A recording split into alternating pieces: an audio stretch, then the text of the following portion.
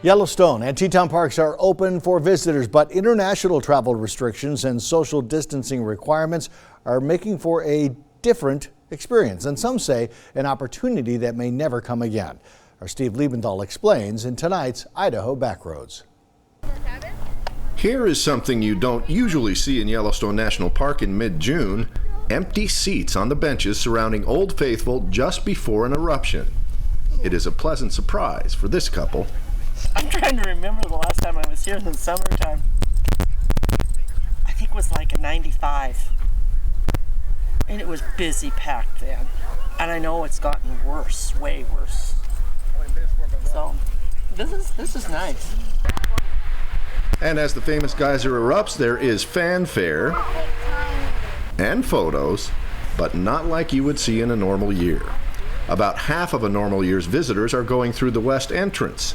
24 cents to change. Shop owners in the tourist town of West Yellowstone say they are getting by, and some are enjoying the opportunity. I used to work in a hotel, and we used to have sometimes 2, 3, 4 tour buses a day come in, which was really cool. It's interesting to see the different cultures. But they are more Americans that we're seeing now, which is nice because previous years, people from, Idaho and Utah wouldn't come here because it was so packed and they couldn't get anywhere. You can't park anywhere, the tour buses, you can't walk on the boardwalks. It's hard to enjoy the park when you can't get to somewhere you want to go. And visitors, including myself, have noticed that more animals are appearing close to the roads, like this herd of bison. They were less than 100 yards from the main highway, and I was one of only 2 humans there, close enough to record their distinctive sounds. But it's not just bison, elk, or an occasional coyote.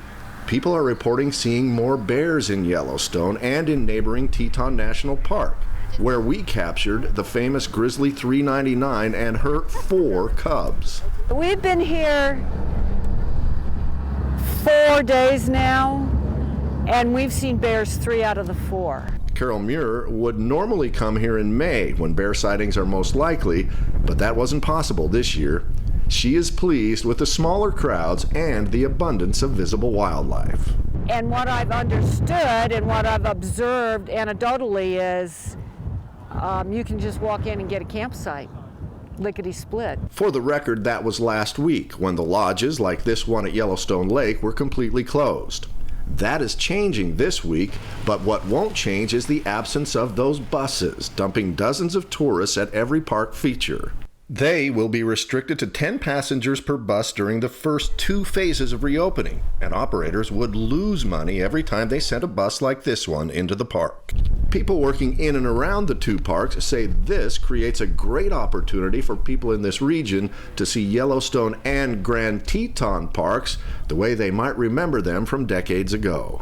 A lot of people from Utah who come every year, they're saying this year is their favorite so far already. Steve Liebenthal, Idaho News 6. It is pretty. Steve mentioned Grizzly 399 at age 24. She is one of the oldest and most prolific brown bears living in the wild. She has mothered more than a dozen cubs and even has grandchildren. More on her next Wednesday in Idaho Backroads.